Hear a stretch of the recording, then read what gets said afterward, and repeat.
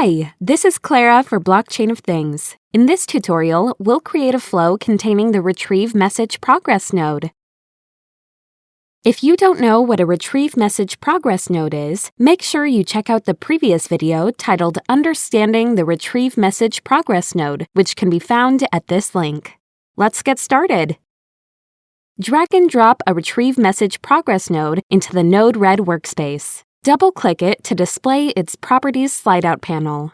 On the Device drop-down field of the Properties slide-out panel, choose your Catenis virtual device.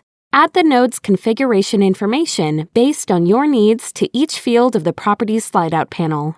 Wire this node to a debug node and open the debug sidebar.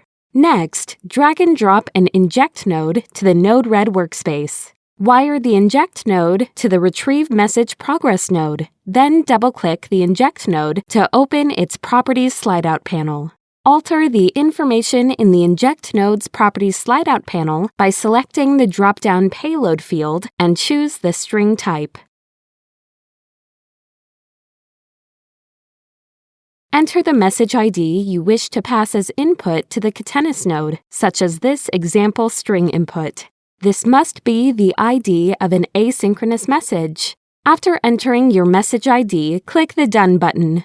Click the Deploy button to deploy the flow.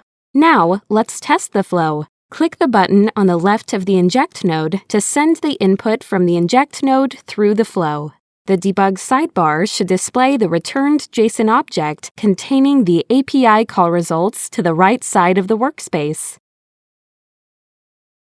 Great work! Now that you know how to create a flow using the Retrieve Message Progress node, it's time to move on to your next tutorial, where you'll learn all about the List Messages node.